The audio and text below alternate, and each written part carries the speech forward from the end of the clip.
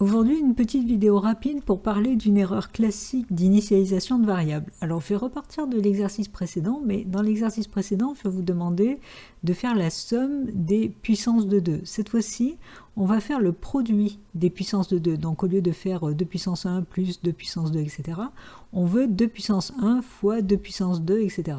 Donc là, on va faire l'exercice 5, et cette fois-ci, c'est le produit des puissances de 2.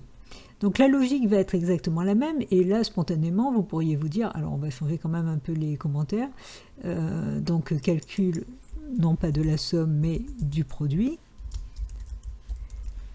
voilà, et puis à l'intérieur on est d'accord qu'on se dit, au lieu de faire plus égal, alors on va changer le nom de la variable aussi pour que ce soit quand même plus propre, on va l'appeler produit, et ici on va mettre produit.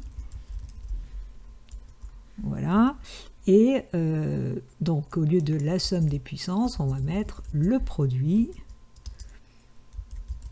des puissances de 2 jusqu'à n, et la variable à afficher, c'est produit.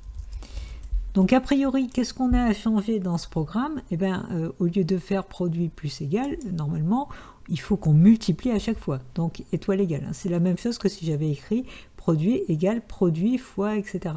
Donc à chaque tour de boucle, on est d'accord que ce qu'il y avait déjà dans produit, on va le multiplier par la puissance de 2.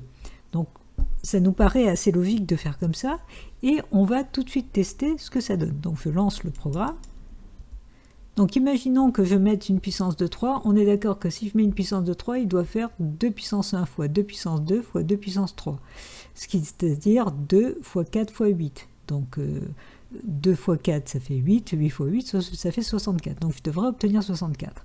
Et là, si je valide, eh bien j'obtiens 0. Qu'est-ce qui se passe? Eh bien, ça vient du fait que très souvent on fait cette erreur. Attention, une initialisation, j'arrive plus à parler, n'est pas forcément de 0. C'est-à-dire qu'on met 0 quand on veut faire effectivement, quand on a besoin de faire une somme d'informations, donc on rajoute à 0, mais par contre, si vous voulez faire une multiplication, vous êtes d'accord que si vous initialisez à 0, vous allez faire 0 fois quelque chose, et à chaque fois, 0 fois quelque chose fera 0. Donc là, à quoi on doit initialiser? Eh bien, à 1, de façon à ce qu'une fois la première valeur, ça donnera bien la valeur que l'on veut multiplier, puis on aura bien la première valeur dans produit, qu'on multipliera par la seconde et qu'on multipliera par la troisième. Donc là, cette fois-ci, je vais relancer le test. Donc je vais fermer cette fenêtre et relancer le test.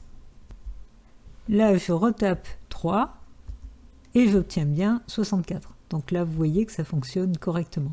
C'est une erreur assez classique. Alors bon, je fais une petite parenthèse. Les puristes en mathématiques me diront que ça ne servait à rien de faire une boucle, puisque effectivement 2 puissance 1 fois 2 puissance 2, etc., c'est la même chose que 2 puissance 1 plus 2 plus 3, et ça, le 1 plus 2 plus 3, etc., c'est une somme de suite arithmétique.